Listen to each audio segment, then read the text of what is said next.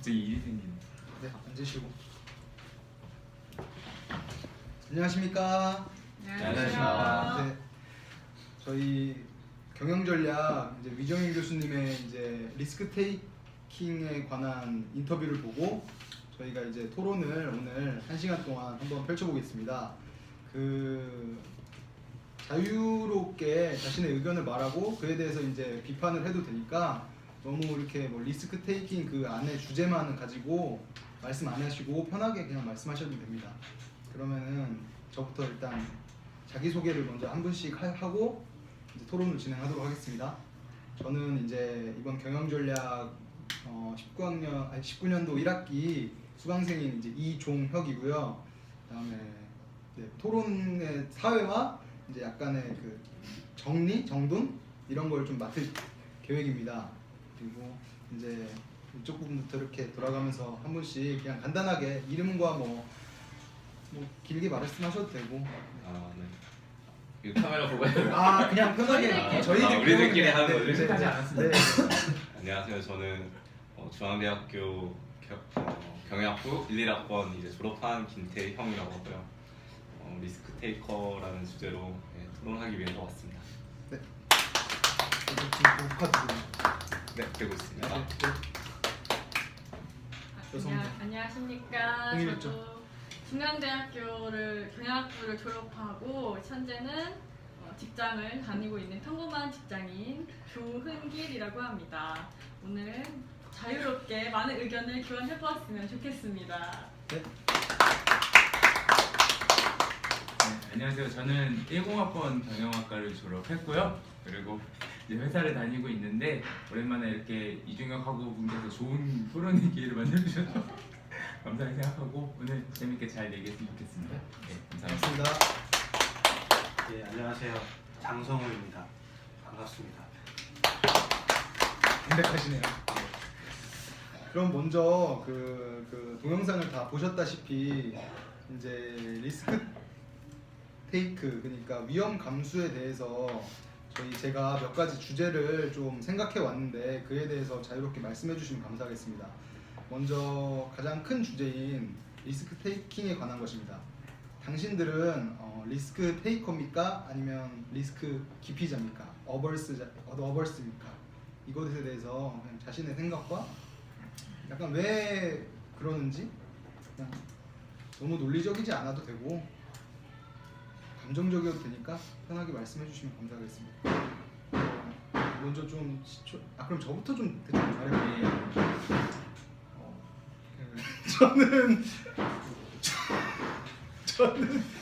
저는 리스크 어느 정도는 테이커인 것 같습니다. 왜냐면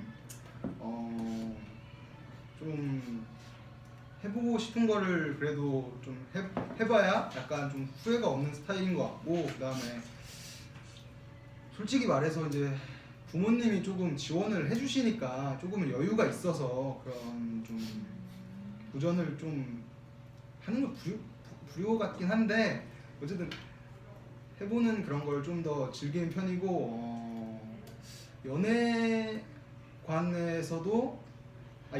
관해서는 좀 저는 기피자입니다. 좀 보수적이고 한번 이렇게 만난 인연에 대해서는 좀 계속 의리에 있게 좀 유지하려고 하는 그런 사람이라서 그래도 저는 어느 정도는 리스크 테이커가 아닌가. 근데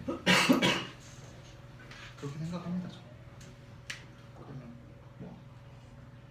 제가 의견을 내겠습니다. 네, 조은길님. 네, 저는 대학생 때가 제일 리스크 테이커로 살았던 것 같고, 그때는 하고 싶은 거 있으면 다 했어야 됐고, 주위에서 뭐 그거 나중에 도움 안 된다, 쓸데없다 이런 거 해도 별로 흔들리지 않고 제가 하고 싶은 거를 좀 하는 스타일이었는데, 확실히 이제 직장인이 되고 나니까 뭐 지금 당장 뭐 이직을 하고 싶거나 아니면은 뭐 퇴직을 하고 다시 뭐 새로운 걸 좀 해보고 싶거나 하는 욕구는 있지만 이게 현실적으로 잘 쉽지가 않고 용기가 나지 않아서 요즘에는 나이가 들수록 좀 위험을 기피하는 기피자가 된 것이 아닌가 싶습니다. 막 그냥 이 정도 돈 받고 이 정도 일 하면은 만족해야지 자꾸 이런 생각을 하게 되고 안주하게 되는. 네, 현실에 자꾸 안주하게 되는 뭐 이거 어떻게 하고 사람이 하고 싶은 거 다 하고 사나 그런 생각을 하지 않나 싶습니다. 아 그러면 현재 다니고 있는 회사를 지금 만족하는 편이세요?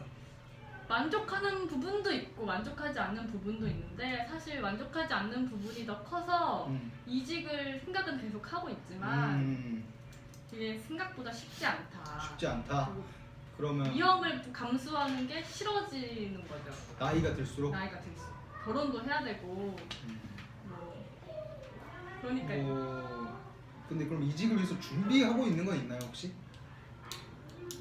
준비조차도 이제 안 하고. 아니요 이제 시작을 해야 되는데 그 용기가 안 난다는 것이죠. 아 그렇죠. 시작이 반이니까. 네, 다음 사람. 아 네네네. 아 네 그러면 뭐 다른 분 또 편안하게 또 말씀해 주시면 감사하겠습니다. 제가 아 네 장성우님 네.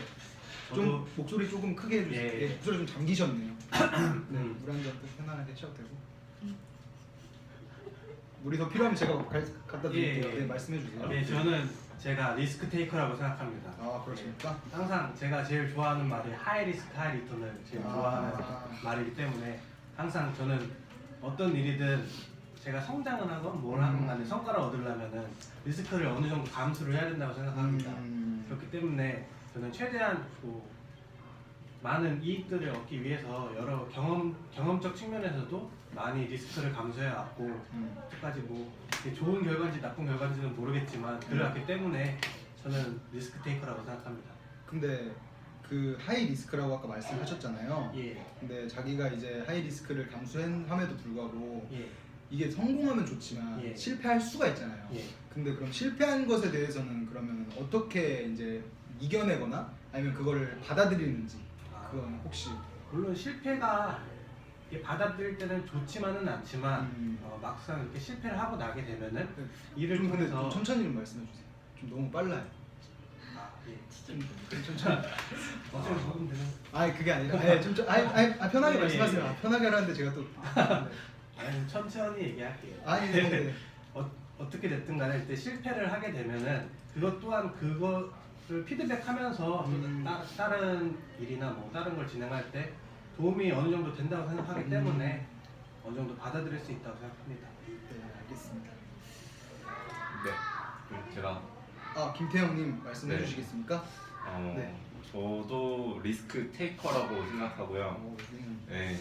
근데 그 다만 좀 다른 점은 제가 그 오기 전에 미정현 교수님의 그 인터뷰 영상을 봤을 때 네 이제 리스크 테이커의 그 정의가 무모한 도전을 한 사람이 아니라 그렇죠. 네, 어느 정도 이제 계획을 현실 세우고, 가능한. 네, 현실 가능한 부분에서 목표에. 이제 그거를 이제 내가 위험을 감수하면서도 목표를 향해 달려가는 사람 네, 그 부분에 대해서 저는 리스크 테이커라고 생각하고 다만 이제 리스크 테이커를 원하지만 이제 사회적인 뭐 제도라든지 뭐 주변 환경이라든지 그런 것 때문에 약간 주저하는 네, 그런 사람인 것 같습니다.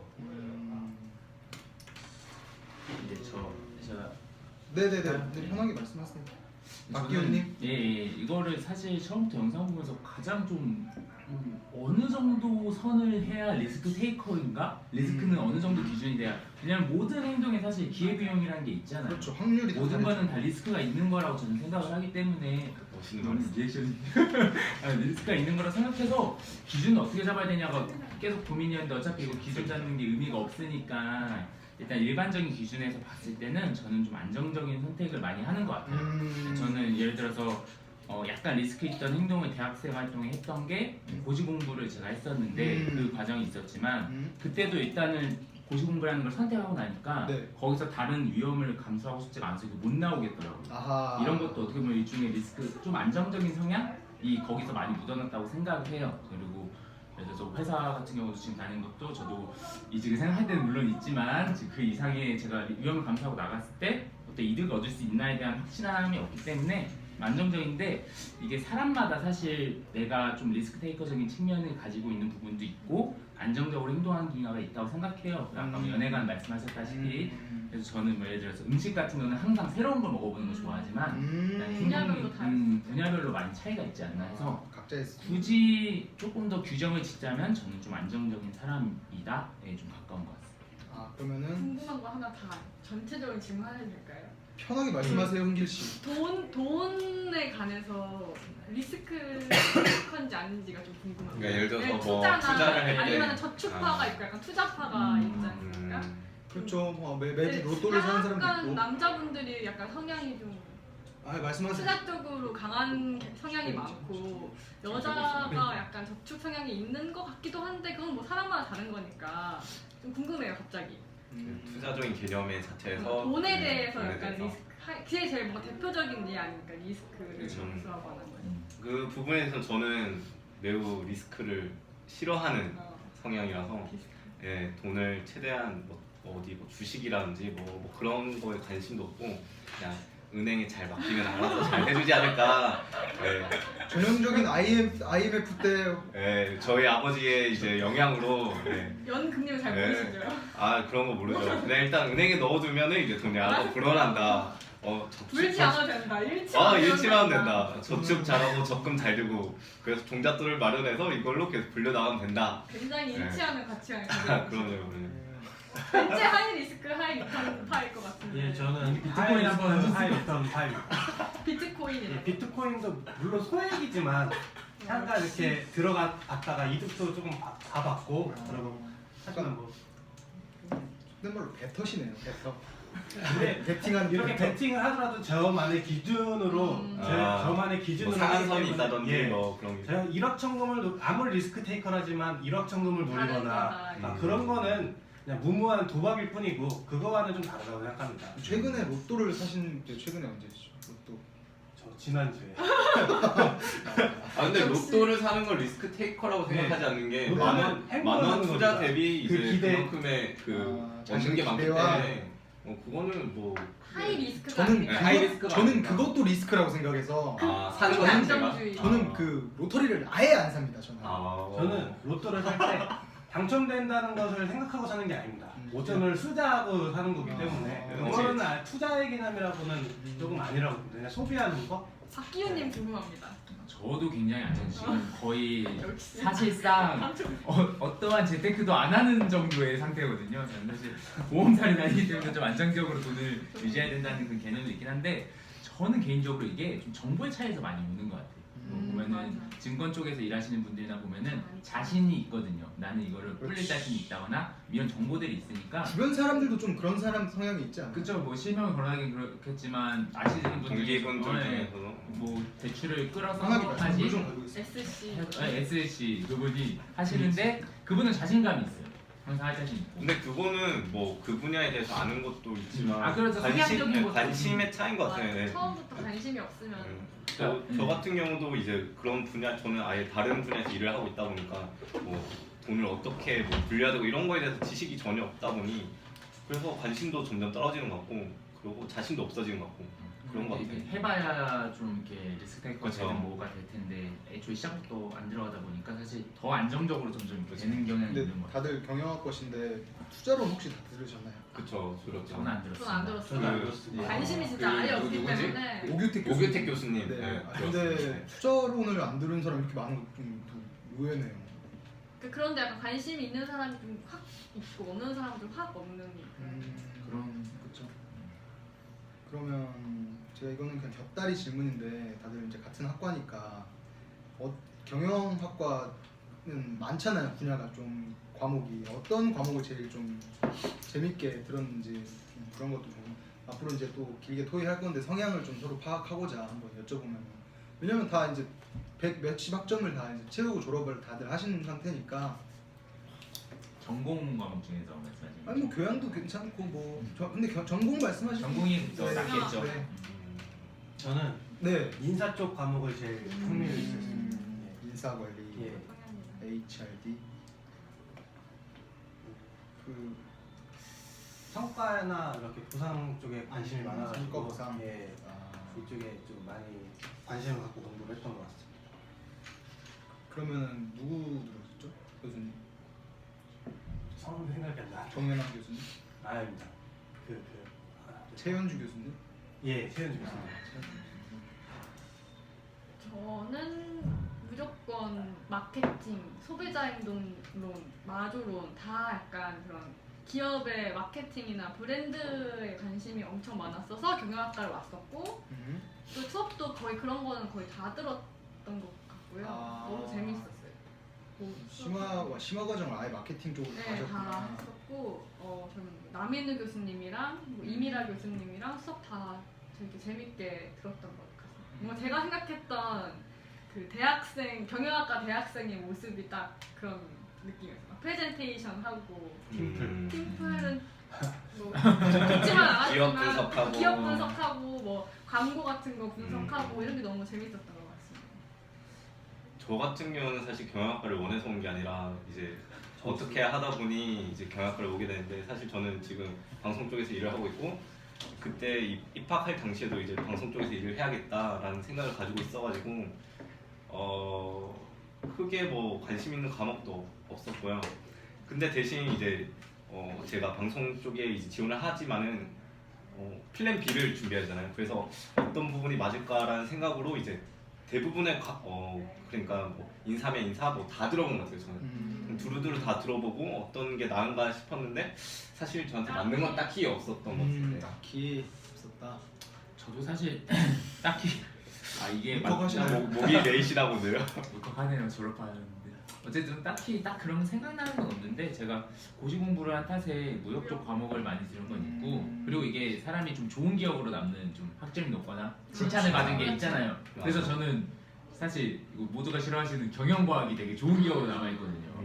그런 것도 있고, 근데 굳이 약간 학문적으로 조금 더 매력을 느꼈다고 싶으면은 전 심리학 쪽이 관심이 많아서 조직행동론이나 뭐 인사관리 쪽도 어느 정도 관심은 있었던 것 같습니다. 그 사람의 정도? 좀- 예. 사회자님은 저도 근데 무역 쪽이 더 재밌었던 것 같아요. 왜냐면 약간 그 마케팅처럼 더더 약간 뭔가 네, 정답이 없는데 그걸 얘기하는. 그거를 이제 저희가 잘 모르는 상태에서 막 팀플을 하고 그러니까 좀 답답한 게 있었는데, 무역은 그냥 정말 정말 수학처럼. 그리고 그게 약간 실무에도 적용이 되더라고요. 그거는 무역은 맞아. 배우면은 그게. 그래서 저도 무역이 좀 더 재밌었던 기억이 있습니다.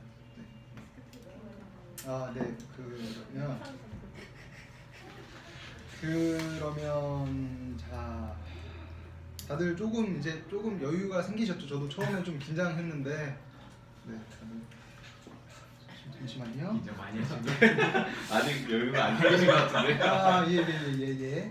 천천히 하세요. 네, 그 대부분이 이제 그 사회생활 하고 회사를 다니니까 이거는 그런 거에 대해서 좀 여쭤보고 싶었는데, 그 기업에서 그 자소서도 많이 써보셨겠지만 기업에서 원하는 인재상 중에 하나가 무조건 창의나 혁신 이런 게 무조건 들어갑니다. 크리에이티브, 이노베이션 이런 것이. 근데 기업이 그런 것을 원하면서 그런 기업 자체에서 하고 있는 일이나 그 나아가고 있는 방향이 과연 그런 혁신이나 창의 이런 부분과 뭔가 정말로 어울려 있는지, 아니면은 실무적인 것은 그런 게 아닌지, 이런 거를 좀 여쭤보고 싶거든요. 그러니까 회사의 이름을 밝히지 않아도 되지만, 왜냐면 대부분의 사실 회사가 비슷할 거라고 생각은 하는데 또 각자 분야가 너무 다르니까 한번 어떤 분위기인지.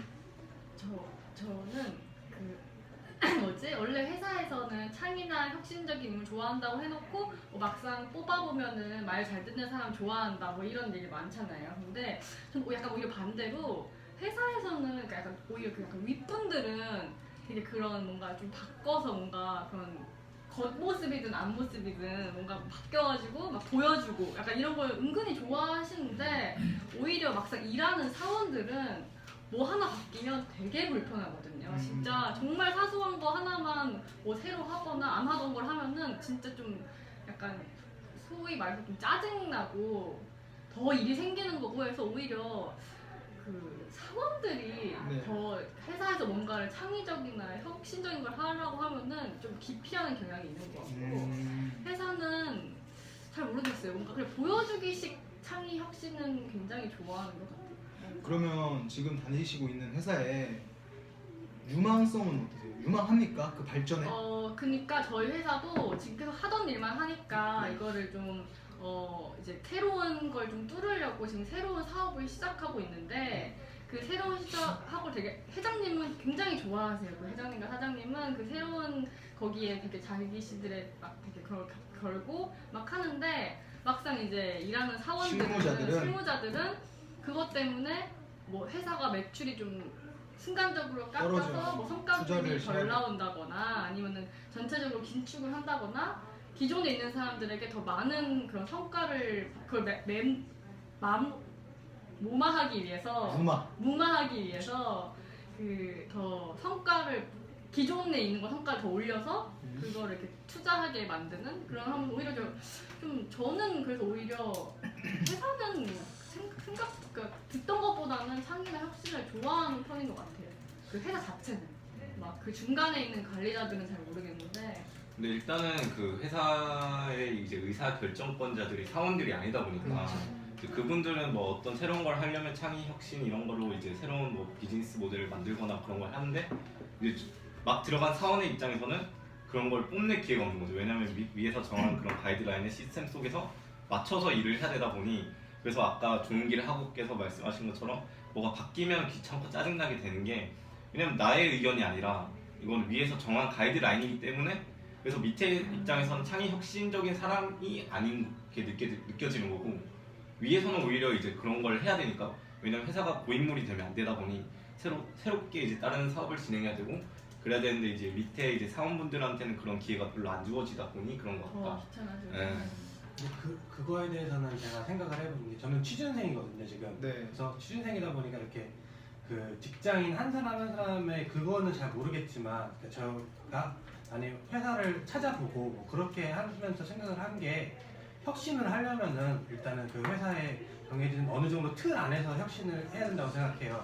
갑자기 너무 180도 바꿔버리면은 그 회사의 정체성도 사라지고 그 기존에 해왔던 것들이 아예 제로 베이스가 돼버리기 때문에 회사는 이익을 어느 정도 얻는 집단인데 그런 180도의 완전한 혁신을 얻기는 그 곤란하다고 생각하고 그래서 그 사람들은 그 과거에 그 회사를 알고 있었던 사람들한테 그런 혁신적인 임무를 맡기는 거라고 생각을 해요. 신입사원들보다는. 그러니까 약간 회사의 뿌리가 박힌 사람들, 주체가 약간 어느 정도 박힌 사람들을 그 과거의 회사를 잘 알고 있고 그리고 과거의 회사가 했던 일에 대해서 잘 알고 있는 사람들이 바꾸는 게 조금 더 회사의 정체성을 유지하면서도 혁신을 하는 게 좀 더 잘 할 수 있지 않을까라고 생각해서 그렇게 그 사람들이 뭐 신입사원들이나 그런 밑에 말단 직원들한테 그런 일을 시키지 않는 거라고 저는 생각을 합니다. 근데 네, 예를 들어서 근데 뭐 이제 어떤 기업에서 이제 원래 하던 거에 대해서 바꾸는 거는 당연한 건데 네. 신입사원이라고 만약에 뭐 제조회사를 들어갔는데 서비스업을 하자 이렇게 얘기 안 하겠죠. 그쵸?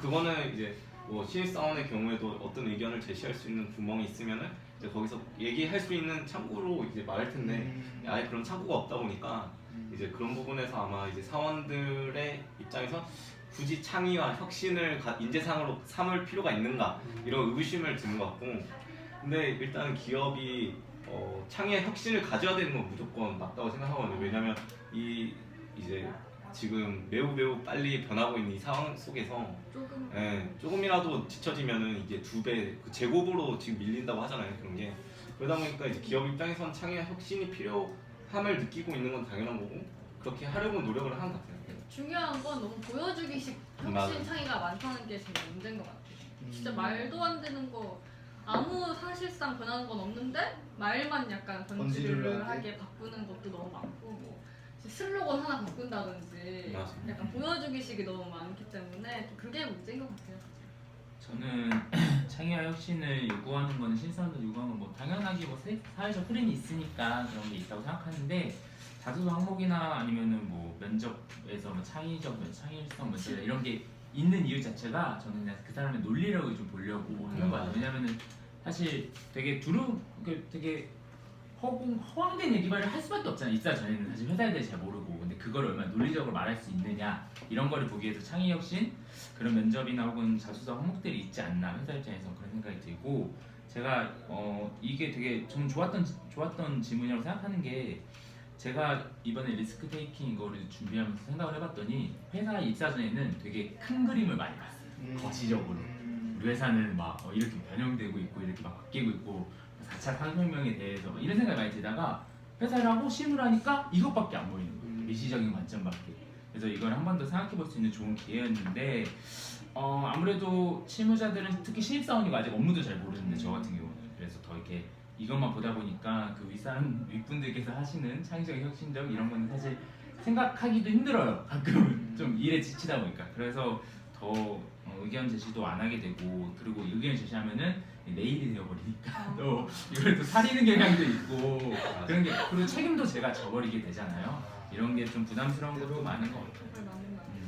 근데 이거는 진짜 기업마다, 그러니까 산업마다 다를 수 있는 게 저 같은 경우는 이제 방송을 이제 만들어야 되는 사람으로서 이제 기본적으로 이제 내 프로그램 만들려면 내가 창의적이고 혁신적인 그런 새로운 거를 넣어야 뭐 보면 시청자도 좋아할 거고 그런 이제 니즈들 이제 반영받을 수가 있는 건데 만약에 방송계에서 창의적이지도 않고 아무것도 그냥 원래 했던 대로 그냥 뭐 카메라 구도 똑같이 하고 뭐 출연진 항상 똑같고 이러면은 도태될 수밖에 없는 거거든요. 그러니까 이런 산업에 따라 되게 다른 것 같아요. 그런 거는. 저는 제조업이라서 창의랑 혁신이라는 게 약간 리스크 테이킹이랑 관련이 어느 정도 있지만 당연히 저희 회사에서 말하는 창의나 혁신은 약간 거리가 멀다고 생각하는 게 약간 무조건 잠깐 업무 효율, 무조건 업무 효율, 뭐 시간 줄이기, 생산성 높이기 그런 뭐 그냥 좀 같은 일을 저 중간에 일을 좀 생략해서 시간이나 비용을 줄이는 그런 거기 때문에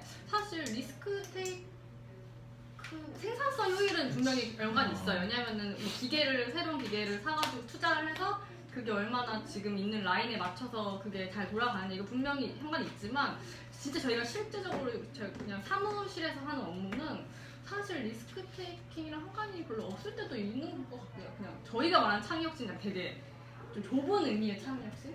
어떻게 하면 이거 일 좀 줄일래? 근데 기업에서 그러니까 제 생각에는 교수님이나 뭐 이런 분들이 뭐 기업이 창의와 혁신을 해서 뭐 새로운 4차 산업혁명 모델을 만드는 이런 거 같은 경우는 대표적인 게 이제 카카오 모빌리티라고 생각하거든요. 뭐 공유 경제로 이렇게 하려고 했는데 그래서 리스테이킹으로 나갔지만 풀 말씀하시는 네, 카카오 그 택시 택시? 카카오 T 뭐지? 이거 그 앞쪽. 뭐지? 그러니까 카풀이랑 그런 거 다 해서 카카오 모빌리티라는 회사가 자회사가 나와줬는데 거기서는 이제 이거는 택시와도 이제 상생할 수도 있고 그 다음에 뭐 어떻게 좋은 모델이 되지 않을까 나왔지만 지금 매우 큰 리스크를 받은 거잖아요. 그러니까 제 생각엔 기업에서 말하는 그런 창의 혁신적인 모델을 만든다는 거는 그런 게 대표적인 사례인 것 같고 저희가 말한 거는 사실 저희 실무자 입장에서 창의와 혁신이 어떤 게 필요한가 뭐 그렇게 얘기하는 것 같아요. 저기 생각난 게 있는데 이게 저는 보험사에서 일하다 보니까 보험사 크게 나누면 생명보험사랑 손해보험사가 있는데 생명보험사 같은 경우는 외국은 이미 많이 거의 이제 그 뭐라 하지 헬스 이게 전자로 집에서 IoT로 막 혼자서 홈헬스? 네. 홈케어? 집에서 자가 진단할 수 있고 헬스케어 네. 헬스케어 맞아요.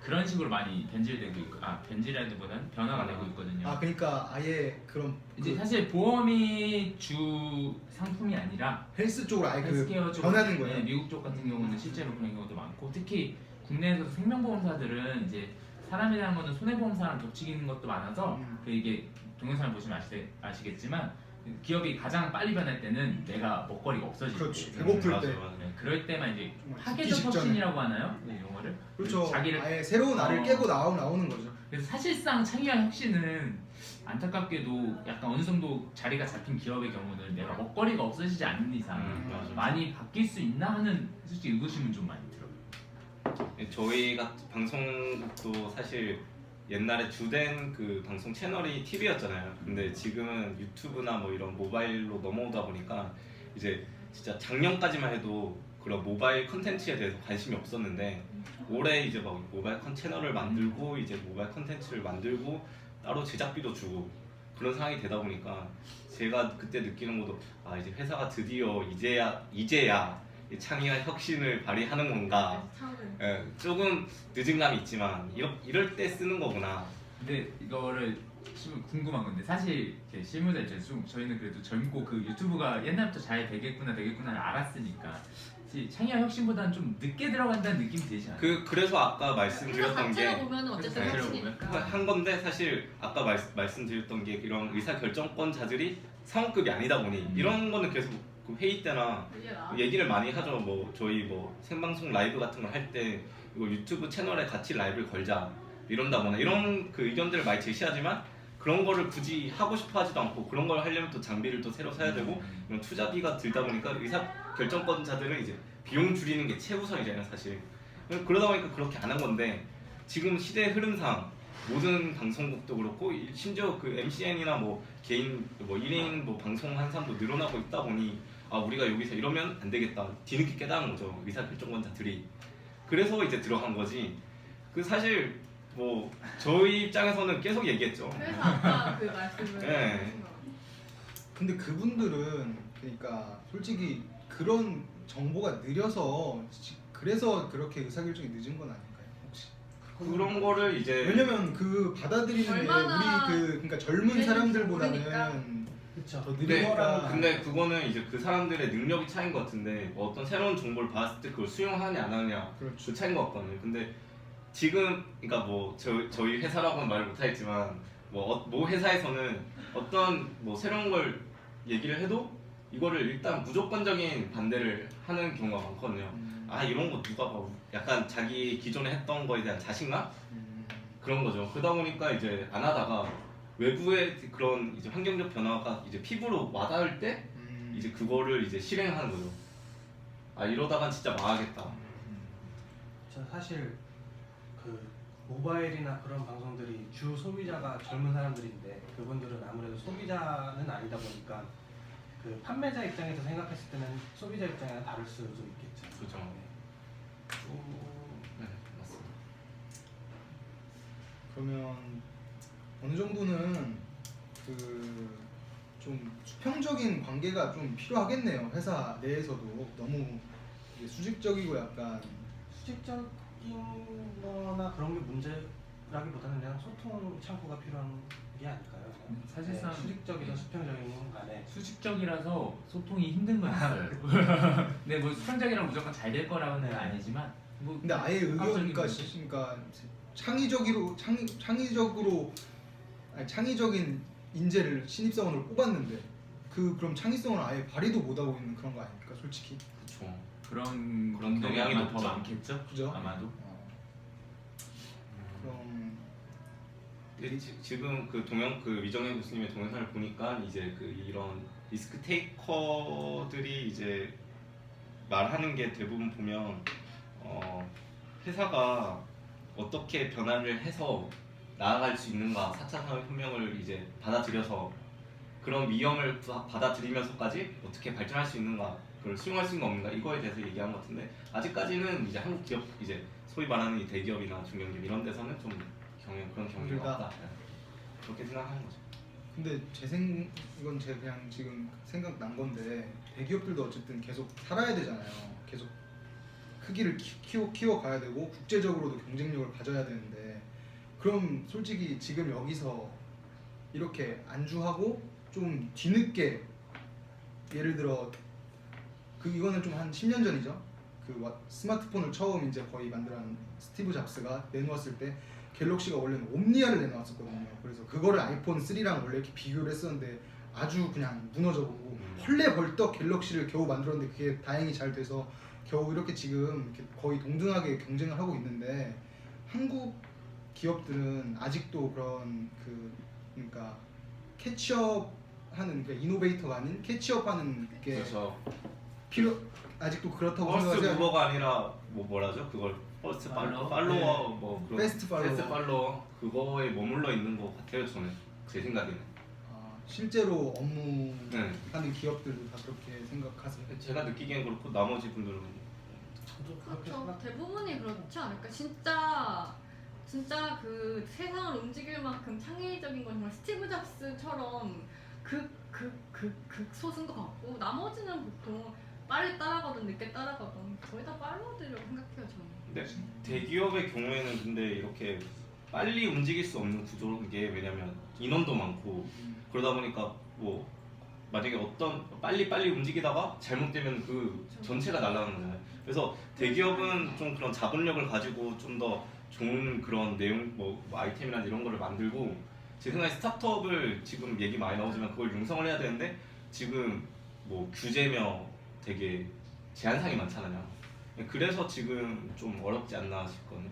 요즘에 뭐 규제 샌드박스 이런 얘기 나오면서 좀 그런 규제를 완화시키려는 노력은 있는데 아직까지는 뭐 다른 나라나 여러 비교했을 때는 좀 아직 많이 부족해서 지금 그런 부분이 좀 약하다고 생각해요. 이게 되게 사회적인 문제랑 이어져 있는 것 같은데 그 정말 기본적으로 이 리스크 테이커라는 그 사람이 많아지고 그런 걸 이제 그 사람이 위험을 되게 무릅쓰고 도전을 했다가 무너졌을 때 사회에서 그거를 충분히 완충해줄 수 있는 그 그런 장치가 잘 돼 있으면은 스타트업 기업도 더 많아질 거고 더 뭔가 이렇게 혁신되는 그런 게 솔직히 뭐 애플도 스티브 잡스도 진짜 그 혼자 시작한 그렇죠.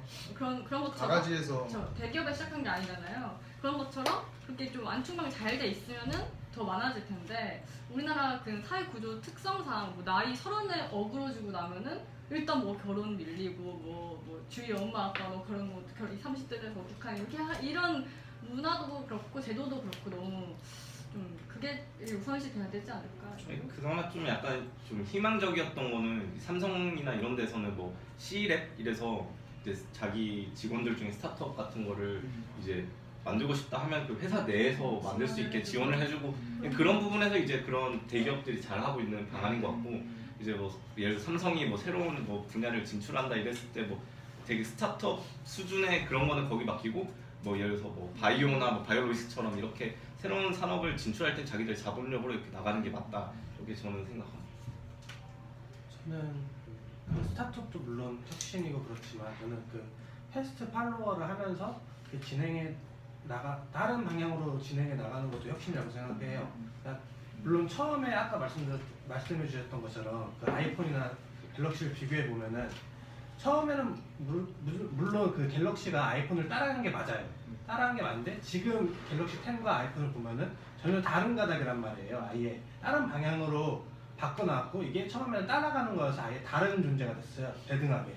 이런 거를 보면은 그 따라가는 거 안에서도 이렇게 혁신을 계속하면은 다른 방향으로 가려는 혁신을 계속하면은 물론 무조건 새로운 거를 만들어내는 것보다 이런 게 오히려 좀 더 혁신이지 않을까 저는 그렇게 생각합니다. 원래 창조는 모방의 어머니라고. 어머니 하나 나. 모방은 창조의 어머니. 뭐 어쨌든 아무튼. 어머니 둘 다 어머니가. 아빠는 그럼 아빠가 실패인가? 성모 마리아인가? 유머 하이 리스크. 유머에 대해서 리스크 테이커.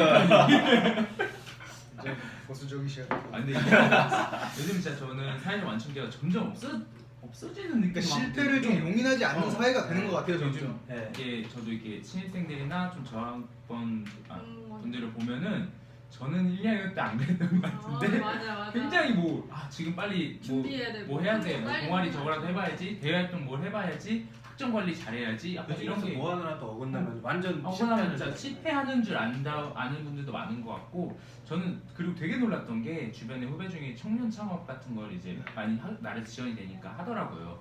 그래서 너는 목표가 이거니 하면은 아니 이걸로 스펙을 쌓아서 대기업을 가는 게 목적이 되더라고요. 이거 보면서 되게 아이러니하지 않나? 이게 그러니까 이 제도를 악용한다고까지 못하겠는데 뭔가 좀 사회 그런 구조로 부분이 있을 것 인한 개인의 인식이 그렇게 박혀버려서 그런 행동이 이루어진다는 게. 이거는 저도 이제 사회자지만 제 의견을 좀 말씀드리자면 중국이 요즘 진짜 무서운 게 뭐냐면 제가 요즘 중국에 관한 강의를 잠깐 들었었는데 100인 인재, 1000인 인재, 만인 인재 그래서 100천만 그 제도가 있어요. 그래서 자기 나라에서 인재를 100명을 뽑아서 진짜 모든 지원을 다 해주면서 무조건 창업하고 1000인 인재는 1000명의 외국 사람을 자기네들한테 스카우트 해가지고 그 사람들을 100% 지원해주면서 창업. 만인 인재는 또 자기 나라의 그 대학을 졸업한 인재들을 10,000명을 모아서 또 창업 이렇게 하니까 거기는 그래서 창업 대학생들 졸업한 사람도 많지만 한 15%인가가 창업을 한대요. 근데 우리나라는 슬프게도 5%도 안 한 1% 정도가 돼요 창업이. 근데 그것도 생존율도 낮고. 그리고 그 카페 이런 게 약간 창업에 들어가지 않을까요? 카페요? 카페하고 뭐 그냥 옷가게하고 요식업이나 뭐 요식업. 그런 것도 이게 다 창업으로 어떻게 들어가다 표시되는지 보니 잘 모르겠네요. 저도 뭐 그게 어디로 들어가는지 의미가 모르겠지만 정확히 어쨌든 있지만. 우리나라 대학 그러니까 이미 다 어떻게 해야 좀 우리나라는 뭘 해야 성공하는 인생이고 이때는 뭘 해야 되고 뭐가 따다닥 정해져 있는 것 같아서 그게 좀 안타깝긴 한데 근데 이러다가 진짜 국가 좀 경쟁력이 진짜 잃어버릴까봐 좀 이거는 좀 근데 그게 중국은 그 결정하는 라인도 되게 작고 그렇죠. 그다음에 사회주의니까 그 거기도 인구도 많고 그다음 자본도 솔직히 지금 우리나라보다는 어느 정도 많잖아요. 비교도 못하게 네. 그렇죠. 그게 거기 그런 나라에서도 그렇게 리스크를 안고서 가면 하는 건데 과연 그 리스크를 우리나라가 감당을 할 수 있을까? 그리고 그거를 결정하기까지 우리나라는 그 중국보다도 그런 결정하는 라인들이 되게 많잖아요. 일단 당도 뭐 다당제니까 막 되게 당 안에서도 이렇게 많은 얘기가 있을 거고 하면서 결정하기까지 경쟁도 많고. 예, 시간도 되게 많이 오래 걸릴 거예요. 그런데 이거를 과연 그거랑 비교하는 거는 맞을까? 근데 결론적으로는 한국도 그렇게 해야 된다는 게 저는 당연하다 생각하고 뭐 구더기 벗어 장 못 담그는 것도 아니고 무조건 그게 해야 되는 거고 비계 국가적- 리스크를 감당하지 않는 거 아닌가요? 그러니까 아니 아까 말씀드렸던 것처럼 근데 그거를 무작정 이렇게 창업을 해야 된다 그게 아니라 우리나라에 맞는 걸 찾아서 해야 된다는 거죠. 근데 그러니까 근데 저는 그렇게 말씀하세요. 어떻게 생각하냐면 일단은 모든 사람 알겠죠. 대부분의 사람이 대학을 들어와서 그 대학 졸업 후에 나아가는 진로가 뭐 전문직을 한다든지 취업이든지 이런 딱 그렇게밖에 생각하고 창업이라는 생각을 안 한다는 거죠 사실. 뭐 요즘에야 이제 뭐 창업 동아리니 뭐 이렇게 뭐 생기면서 이제 좀 관심이 가졌지만은 저희가 입학했을 때는 사실 그것도 스펙이고 네. 진짜 아까 말씀하셨던 그런 게 없다 보니까 사회적 인식이나 이런 것 저도 때문에 창업을 나쁘게 생각하는 건 아니에요. 창업을 되게 좋게 생각해요. 그런데 대신에 그렇게 이렇게 지원을 하다 보면은 무분별하게 창업을 하는 경우가 생겨요. 예전에 2002년도쯤에 벤처기업 막 지원한다 그때 엄청 많이 생겼잖아요. 벤처기업. 근데 그 중에서 지금 남아 있는 데가 거의 없어요. 거의 지금 제가 통계를 예전에 어렵게 봤었는데 그게 10%인가 5%도 안 되는 걸로 알았거든요. 근데 그거는 사실 투자지 이게 지원. 비용이 아니거든요. 예. 국가에서 우리 국가 경쟁력을 살리기 위한 투자를 하는 거지. 왜냐면 뭐 지원을 해서 무조건 뭐 몇 프로 뭐 성과가 난다 이런 보장이 없는 거잖아요. 사실 이걸 계속하면서 노하우를 축적하고 그거를 공유하면서 점점 그 확률을 높여가는 거지. 그거를 그때 그랬는데 그럼 이건 좀 아직 아닌 것 같아 이렇게 생각해버리면 벌써 뒤처지는 거라 생각하거든요. 또 우리나라는 또 창업이 좀 힘든 게 그러니까 창업보다는 다른 쪽으로 가는 게 더 좋다고 생각을 하는 게 중국 같은 경우에는 그 전까지만 해도 이렇다 할 만한 중국을 대표하는 기업들이 없었어요. 거기는 거의 제조업 위주였으니까 뭐 OEM이나 그런 거 하청받는 그런 위주였고 그게 아니면 뭐 카피한다 그런 이미지였잖아요. 그래서 중국은 그거를 타파하려고 새로운 자기네들의 회사들을 만들려고 그렇게 투자를 한 거고 우리나라는 굳이 삼성이나 뭐 그런 대기업들이 뭐 지금은 어쩔지 모르겠지만 그래도 어느 정도 세계적으로도 어느 정도 위상이 있는 기업들이고 그런 기업들을 이용해서 좀 더 혁신적인 방향으로 이끌 수 있는 방향이 좀 더 그러니까 대기업 위주의 예. 그런 발전이 더 필요하다. 그렇죠. 그러니까 무조건적인 창업보다 아까 실에 말씀하셨던 것처럼 그러니까 대기업에서 창업을 한다 하지만 그 창업들을 하는 게 그게 창업을 지원한다고 해서 어느 정도 삼성이랑 연관이 아예 떨어지는 기업들이 아닌 거잖아요. 그렇게 되는 것처럼 이렇게 대기업들이나 이렇게 연관돼서 뭐 자회사나 혹은 아니면은 계열사나 뭐 혹은 협력업체나 그런 식으로 이렇게 조금씩 이렇게 벌려 나가는 게 좀 더 낫지 않을까. 근데 저는 이거랑 좀 되게 반대인 게 우리나라 국가 경쟁력의 가장 큰 단점이 대기업 위주의 그 사회 구조잖아요. 저희 나라한테 진짜 필요한 거는 그 작은 회사들이 좀 튼튼하게 점점 강소기업들이 좀 더 많아지고 근데 그거가 또 처음 시작이 대기업이 돼버리면은 계속 대기업만 정말 문어발이 1000개가 이제 10,000개가 되고 그래서 만개가 한때 되고 논란됐던 게 뭐 어떤 벤처 이제 스타트업이 나왔는데 좀 그걸 더 다 이제 크면은 다 흡수. 흡수해버리니까 그게 되게 큰 문제였거든요. 인수합병으로. 그 회사가 자생할 수 있도록 도와줘야 되는 건데 그러다 보면은 뭐 그것도 물론 투자의 방법이 있죠. 자기 회사 키워서 대기업 팔면은 돈 많이 든다. 그렇죠. 그럴 수도 있겠지만 그래도 대한민국 이제 경쟁력을 맞아. 위해서라면 좀 현실성이 네. 떨어지더라도 먼 미래 뭐 저희 자식이나 자손들을 위해서라면 이제 그런 부분이 필요하지 않을까라는 얘기인 거죠. 좀 먼 미래까지 생각하면 저는 그거는 맞다고 생각합니다. 다만 저는 지금 그냥 당장 현실적으로 조금 그렇게 얘기를 하는 거지. 저도 그게 지금 이게 문제가 있다고 생각해요. 그래서 변화가 필요한 것도 있고. 예. 제가 그 2년 전인가 어떤 교양 수업을 들었는데 그때 우리나라 그 R&D 같은 게 있잖아요. 기초과학하고 아니면 좀 응용과학으로 크게 나뉜다고 치면은 기초과학에 대한 투자가 한 2% 정도밖에 안 된다고 하더라고요. 근데 일본의 경우는 사실 그거를 몇 프로 이상을 하게끔 법적으로 돼 있대요. 20%인가? 네, 이렇게 네, 돼 있는데 그거 이상을 하고 있더라고 실제로. 근데 사실 노벨상 그게 노벨상 아마 관련 수업이었던 네. 것 같아요. 그래서 노벨상도 사실 일본에서도 엄청 작년에도 나왔죠? 그렇죠. 네, 전에도 나왔고 계속 후보자를 뽑고 있는데 이게 어떻게 보면 이런 기업에 대한 투자도 비슷한 개념에서 접근이 가능할 것 같은 게 대기업 출신적인 건 사실 당장의 성과를 내기는 굉장히 좋아요. 성과를 내기는 좋고 응용과학에 대한 투자도 그렇죠. 근데 이게 계속 이러다 보니까 중소기업 같이 어떻게 보면 기초 다른 거를 할 수 있는 데들이 좀 자생이 안 되다 보니까 또 중심적으로 되고 지속적인 발전이 많이 힘들지 않나 이렇게 막 완전 흡수되고 바로 응용과학으로 넘어가는 느낌. 그래서 물론 대기업 중심도 둘 다 병행해야 되는 부분은 많지만 지금 제 생각에 우리나라는 조금 더 중소기업 쪽으로 힘을 실어주는 것 같긴 한데 저는 이 방향이 뭐 방법은 모르겠지만 이 방향성은 좀 이게 더 맞지 않을까 장기적으로 뭐 장기적인 먹거리를 뽑을 때는 방향성을 그쪽으로 하고 새로운 이제 여러 법들을 그렇죠. 이제 적용해봐야 되는 거겠죠. 방향성은 저도 약간 중소기업 중심이 맞지 않을까. 왜냐면 대기업 중심이면은 또 아까 말한 것처럼 대기업에 안 가면 실패해. 이런 마인드가 또 계속 있을 것 같아. 그래서 중소기업 중심으로 다양한 선택지를 늘릴 수 있게끔. 지금 후끈 토론이 달아올라서 지금 시간이 어떻게 가는지 몰라겠는데 이제 한 15분 정도 네, 남은 것 같은데 이제 뭐 또 다른 질문을 또 하나 던져보자면 이제 좀 라이트하게 질문하면 당신에게 갑작스럽게 5천만 원 정도가 갑자기 굉장히 라이트해지네. 이거는 네, 너무 지금 후끈 달아서 원래 이거 나중에 할까 말까 했던 질문이었는데 5천만 원. 그렇죠. 딱 5천만 원이 뚝 떨어지는 거예요, 정말로. 뭐 불법적은 건 절대 아니고 영화처럼 정말 그렇다고 생각했을 때 과연 여러분은 그 돈을 뭐 어떻게 쓰든지 상관없으니까 어떻게 쓰실지 짧게 생각하셔도 되니까 어떻게 쓰실지 궁금해서.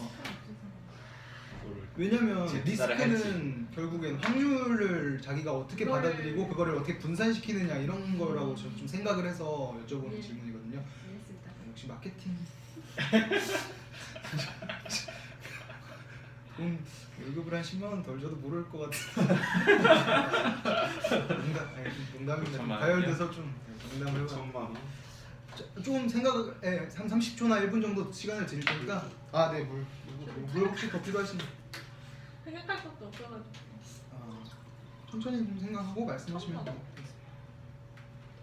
혹시 물 더 필요하신 분 있으신가요? 근데 사이즈가 생각보다 작아요? 작으시네요. 네. 왜냐면 저도 생각은 해봤는데 갑작스럽게 10억 해도 사이즈 작다고 할걸요? 왜냐면 10억 정도가 적당한 게 우리가 그러면 10억으로 할까요? 흔히 원하는 로또 1등이 10억 정도 하니까 그럼 10억으로 할까요? 10억으로 그럼 10억으로 해도 되는데 저는 이렇게 해도 어차피 똑같다고 저는 좀 생각을 했어요. 저도 달라졌어요. 달라졌어요? 예, 그럼 10억으로 하겠습니다. 왜냐면 지금 그럼 생각하시면 제 말을 제가 할게요. 만약에 제가 5천만 원 생겼으면 저는 차를 살 것 같아요. 한 4천만 원대 정도 차, 그다음 1천만 원 정도는 이제 1년, 2년 유지비 이렇게 하면서. 근데 10억이 생겼다. 집을 하나 살 것 같아요. 그렇죠. 한 7, 8억짜리. 그리고 나머지 돈도 뭐 그 주변 그걸 위해서 뭐 필요한 돈. 그러니까 그게 달라진 게 왜냐면 차를 사는 건 소비재를 사는 거고 집을 사는 건 투자를 하는 거잖아요. 저는 집을 투자라고 생각해요. 나만의 보금자리? 네, 그렇죠. 전 진짜로 집 투자라고.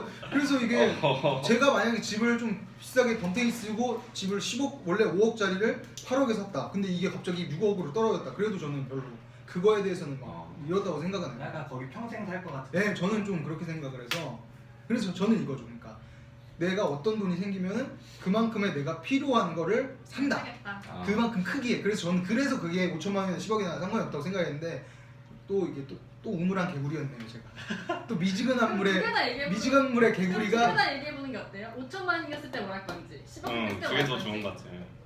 오, 굿, 촌철살인. 굿 아이디어. 그것도 괜찮네요. 네. 아니 뭐 만약에 다 생각하신 분 먼저 좀 말씀해 주시면 감사하겠습니다. 저는 사실 5천만 원 생기면은 딱히 뭘 할 것 같진 않아요. 저한테 5천만 원은 그렇게 큰 돈이 아니라 그 정도는 아닌데 뭐 인생을 바꿀 만한 변화. 전 차에 대한 욕심도 없고 5천 가지고 사실 집을 살 수 있는 것도 아니고. 어떤 뭐 기분은 좋겠어. 이걸로 뭐 기분 좋고 한턱 쏘고 이걸로 뭐 이제 재테크 공부해서 투자를 할 수 있겠지만 그 이상의 어떤 지금 행동 완전 바꾸는 건 안 될 것 같고, 사실 저는 아까도 말씀드렸다시피 이게 질문의 의도를 잘 생각해 보면은 이걸로 뭐를 해야 되는 것 같긴 한데 저는 안정적인 사람이라 그런지 저도 집을 투자의 목적으로 사겠습니다. 투자의 목적으로. 네, 집은 불변이죠. 부동산. 그런데 만약에 떨어지면 떨어지면 어쩔 투자 수 없죠. 실패? 뭐 어차피. 투자 실패 기다려, 그러면 우리도 이게 기다려야지. 투자 실패? 리스크를 근데 사실 부동산에 좀 투자하는 게 제일 리스크 안전- 안전한 거를 안전하면서도 택한 거기 수익률이 때문에. 높잖아요, 사실. 어디 가는 건 아니니까. 10억 정도면은 대출도 받을 수 있고 그거 가지고. 약간 중소기업 대주주 될 수도 있는데 그런 거는 좀 믿을 만한 중소기업을 알아야죠. 알지요. 알아야 뭘. 공부를 해야죠. 물론. 갑작스럽게 그런 그거기 뭐 싫잖아. 또 아, 그렇죠. 약간 다른 뭐 의견 있으신가요? 비슷하지 근데 좀 않을까요? 5천만 원이면 그냥 내가 사고 싶은 거 그냥 뭐 여행 가고 싶은 거 그냥 부담 없이 갈 것 같고 10억 같은 경우는 이제 좀 더 투자적인 방안으로 한번 생각을 해보지 않을까. 이걸 좀 더 크게 불려서 좀 더 그러니까 예를 들어서 몇 억은 이거 투자를 하고 몇 억은 이제 뭐 좀 더 나의 그 품위 유지비를 위해서 그렇죠. 뭐 좋은 차도 사고 뭐 그렇게 하겠죠.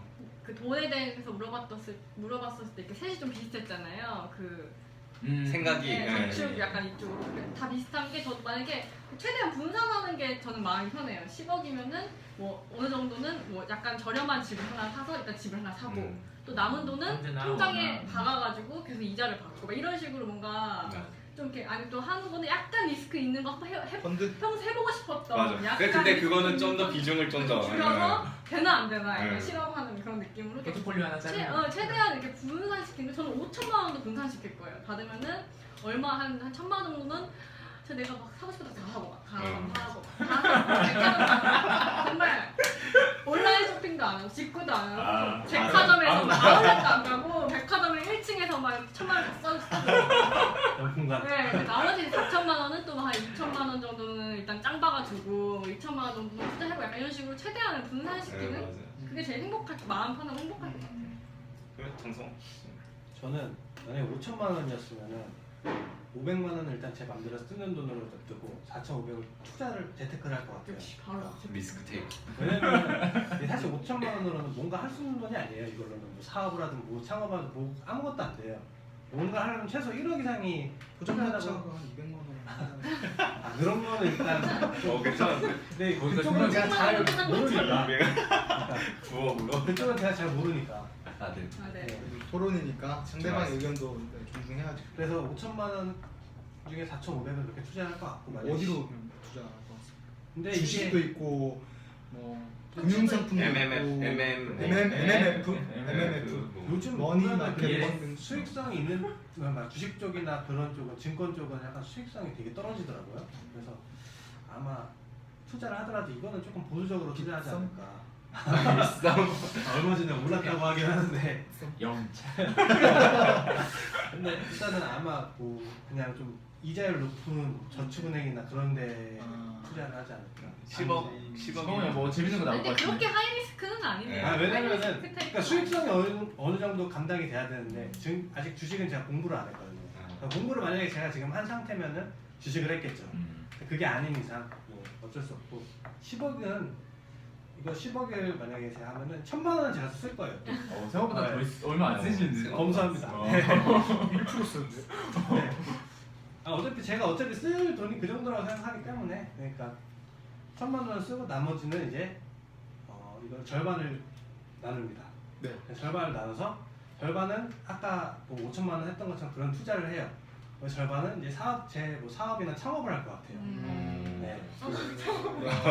그러니까 그런 거창한 게 아니라 뭐 가게라든지 뭐 이렇게 치킨집. 네, 치킨집.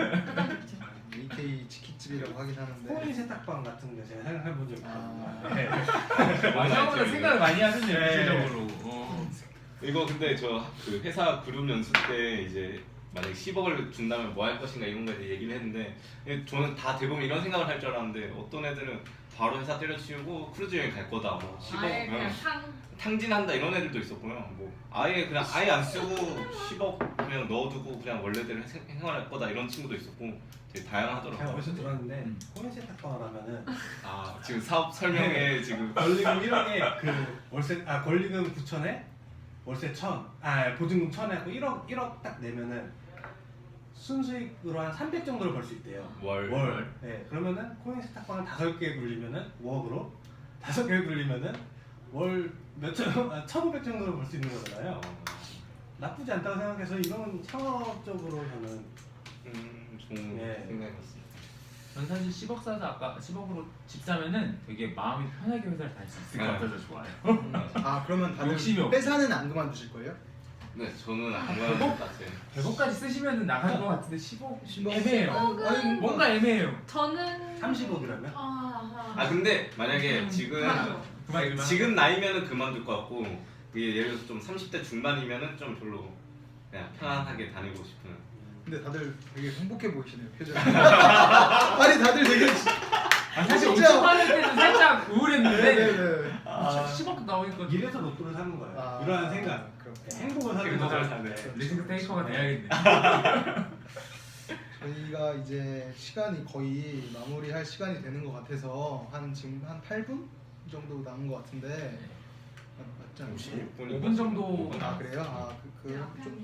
좀 더 이렇게 오버돼도 됩니까? 마지막으로 이거는 그 당신의 리스크가 거의 없어진다면 혹시 해보고 싶은 것이 무엇입니까? 이거는 아니요 이거는 정말 자신의 꿈을 약간 말하는 거예요. 자신의 행복한 꿈.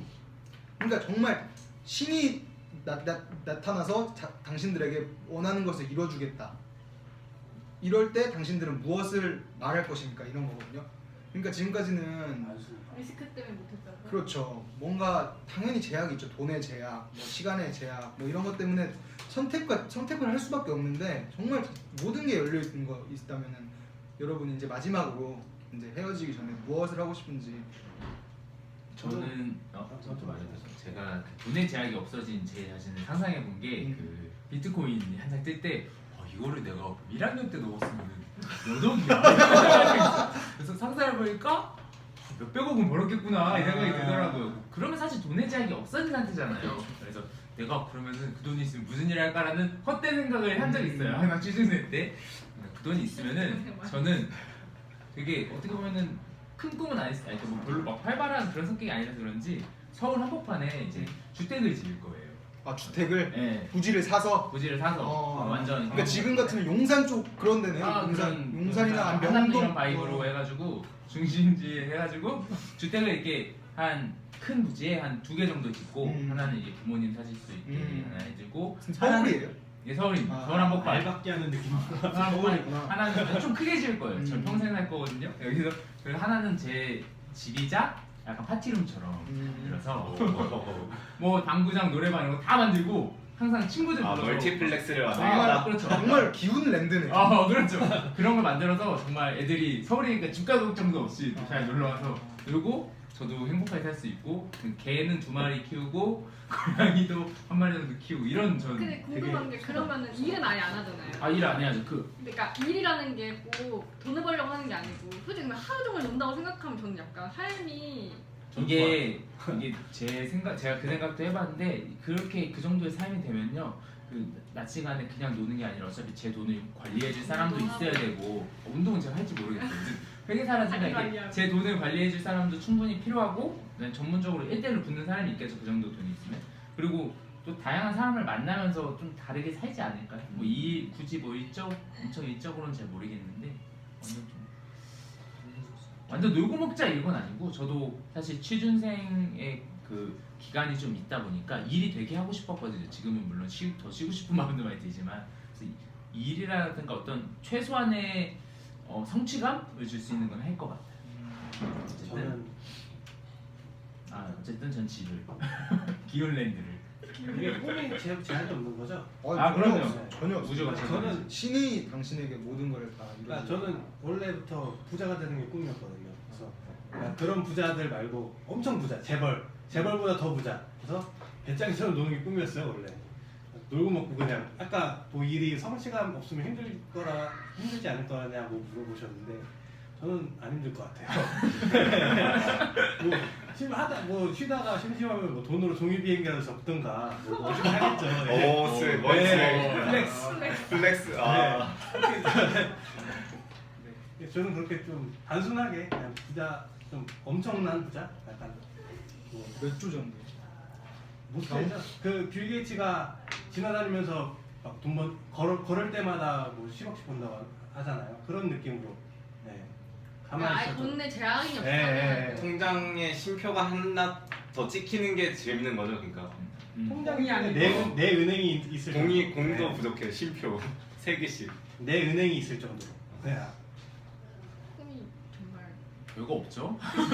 저는 만약에 지금 상황에서 리스크가 없다면은 지금 제일 하고 싶은 거는 저는 막 여러 나라를 그냥 자유롭게 여행하고 싶은 게 제일 큰 것 같아요. 네, 뭐 그러니까 지금은 사실 제가 그 쿠바도 되게 가고 싶은 나라 되게 많은데 회사에서 뭐 휴가를 그렇게 낼 수 있는 장기간 낼 수 있는 상황도 아니고 얼마 전에 뭐 스페인 하수 예능 보면은 그 산티아고 순례길 가잖아요. 제가 요즘에 그 산악회를 하는데 이제 그런 걷는 것도 하고 싶고 하이킹도 하고 싶은데 이제 멀리 못 가는 거죠. 그런 제약 없이 그냥 뭐 가고 싶은데 가서 이제 즐겁게 즐기다가 돌아오고 그런 걸 하고 싶어요. 저는 항상 생각하는 게 저도 있었어요. 저는 약간 아무 일을 안 하는 거는 저는 스스로 약간 좀 구렁텅이에 빠질 것 같아. 돈이랑 상관없이. 그러니까 뭐 정말 말 그대로 주말처럼 맨날 이렇게 핸드폰 보고 누워 있으면 그게 하루 이틀이지. 뭔가 좀 저는 그게 약간 스스로 좀 이렇게. 저는 일주일을 좋던데요. 저는 그게 약간 성격상 별로 안 맞아서. 저는 돈에 부담 없이 가게를 차리면 되게 좋을 텐데 옷가게를 하더라도 돈에 부담이 있으면 이게 하루하루 생활 걱정 없이. 네, 매출 하루하루 압박이면. 이게 매출 압박이고 문 열고 손님 들어오고 나갈 때마다 막 철렁철렁하고 오늘 아무도 안 이런 걱정 없이 정말 내가 하고 싶은 대로 꾸미고 입고 싶은 것만 딱 예쁘게 꾸며가지고 좀 이렇게 약간 좀 멋있게 살고 싶은 생각이 좀 있었죠. 이게 되게 저는 영업 쪽에서 일하니까 시간 단위로 이제 실적이 오거든요. 그래서 굉장히 공감되는 네. 멘트를 해줬어요. 영업 철렁철렁? 없으면은 하고 싶은 꿈을 마음껏 펼칠 수 있는. 철렁철렁. 근데 그것 때문에 또 이렇게 창의적인 생각도 못 하고. 사실 그런 건 있죠. 왜냐면은 당장 오늘의 실적이 더 중요한데 내가 그런 거 그게 있어요. 그러니까 해야 할 일을 하고 싶은 일을 해야 되니까 해야 할 일 먼저 하고. 해야 할 일을 해야 되고 저는 사실 아침마다 제가 하는 건 아닌데 보통 30분에서 1시간 정도 강의를 해요. 세미나분들을 대상으로. 그래서 그럴 때는 사실 창의의 혁신이 약간 필요할 때가 있어요. 임팩트를 줘야 되니까. 근데 그것도 막 쫓기다 보면은 잘 안 하게 돼요. 이렇게 돼요. 그래서 네, 방송국에 흔히 말하는 이제 찍어낸다는 거죠. 그렇죠. 방송 막 그냥 원래 하던 대로 그냥 찍어내는 거예요. 편집도 그냥 찍어내고 하는데 그게 중요한 게 아니니까. 한 시간이 넘은 것 같아요. 넘은 것 같아요? 마지막으로 그냥 성평. 아니, 들어보자. 들어볼까요? 그래. 네. 저는 솔직히 말해서 저는 죽는 게 제일 무서워요.